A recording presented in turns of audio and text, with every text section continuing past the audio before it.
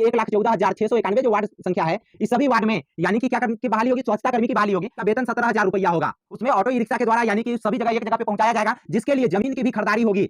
जिसके लिए जमीन की खरीदारी होगी उसको तो डायरेक्ट रूप से मुखिया जी करेंगे, लेकिन जो दिखेंगे तो उनकी भूमिका को समाप्त कर दिया जाएगा। हमारा ये व्हाट्सएप नंबर है, इस व्हाट्सएप नंबर पे भी आप हमें मैसेज। हेलो फ्रेंड्स, नमस्कार, आप सभी का बहुत बहुत स्वागत है हमारे Everest coaching centre YouTube channel पे। तो आज के वीडियो में हम आपको बताने जा रहे हैं कि जितने भी वार्ड सदस्य और मुखिया जी जो हैं यानी कि मिलकर कुछ बहाली करने जा रहे हैं, उसी में एक नया बहाली है जिसका नाम है यानी कि स्वच्छता कर्मी। स्वच्छता कर्मी, तो यह स्वच्छता कर्मी की भी बहाली होगी। स्वच्छता कर्मी की बहाली कैसे होगी, तो यह बात को जान लीजिए कि जितने भी हमारे सूबे के यानी कि बिहार के जितने भी पंचायत है, 8,072 जो पंचायत है, और इस 8,072 पंचायत के यानी कि 1,14,691 जो वार्ड संख्या है, इस सभी वार्ड में यानी कि क्या करके बहाली होगी, स्वच्छता कर्मी की बहाली होगी। तो जो यह स्वच्छता कर्मी की बहाली जो होगी, यह परमानेंट नहीं करके यानी कि संविदा कर्मी के आधार पे बहाली होगी।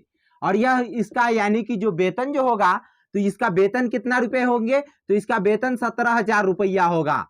इसका वेतन 17,000 रुपया होगा। और इसके बाद इसकी बहाली कैसे करनी है, तो इसकी बहाली के लिए सरकार अपना एक अलग रूप अपनाएगी। या तो इसकी बहाली के लिए मुखिया जी और वार्ड सदस्य को मिल करके यानी कि इससे ज्यादा डिटेल अभी तक सरकार ने इस बात में नहीं बताए हैं, लेकिन इसकी बहाली अति शीघ्र होगी, जिसमें लगभग यह बताया जा रहा है कि मुखिया जी और वार्ड सदस्य यह दोनों मिल करके, यह दोनों व्यक्ति मिल करके इसकी बहाली को कंप्लीट करेंगे। और इसमें चुने गए व्यक्ति को यानी कि पंचायत के और प्रत्येक पंचायत में इसके ही यह जो बहाली होगी ग्राम यानी कि विकास विभाग के तरफ से होगी, ग्राम विकास विभाग की तरफ से होगी।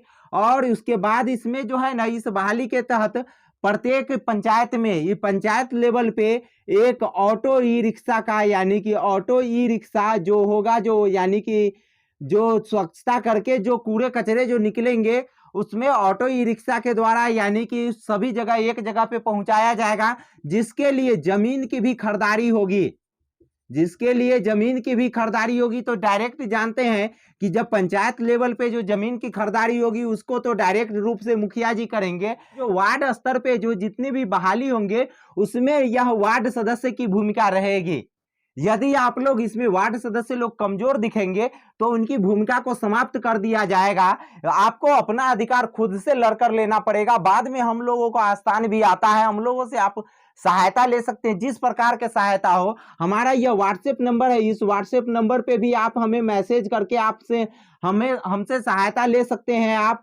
लेकिन इसमें क्या है ना कि आपको महत्वपूर्ण भूमिका में आकर के आपको जो है इसमें बहाली करनी पड़ेगी, जिसमें आपको कोई छोटा मोटा वेतन नहीं है। 17,000 रुपए के वेतन आप देने जा रहे हैं किसी भी व्यक्ति को। इसी प्रकार आप आंगनबाड़ी का भी जो बहाली किए हैं, उसमें भी लगभग अच्छा खासा वेतन है, लेकिन इसमें भी आपकी भूमिका को समाप्त कर दिया जाएगा यदि आप कमजोर पड़िएगा। तो इससे अच्छा क्या है कि आप थोड़ी सी टाइट रहिए, मुखिया जी को बात सभी चीजों पे निगरानी कीजिए। उनके द्वारा किए जा रहे योजना पे भी आपको खोजने का अधिकार है, चाहे 15वीं वित्त आयोग उनका ही डायरेक्ट योजना क्यों ना है, आप उनके द्वारा यह योजना चलाया जा रहा है कहीं पे आपके वार्ड में, तो आप क्या कर सकते हैं, उस योजना का आप एस्टीमेट खोज सकते हैं कि इसका एस्टीमेट क्या है, कौन कौन से इसमें डाला जाना है, कौन कौन से यानी कि मटेरियल, और आप कौन कौन से मटेरियल डाल रहे हैं, कितने जगहों पे काम कराना है, कितने जगहों पे आप काम कर रहे हैं, यह सब चीज की जानकारी आप उनसे खोज सकते हैं। नहीं तो फिर आपको यह बहाली में भी आपका स्थान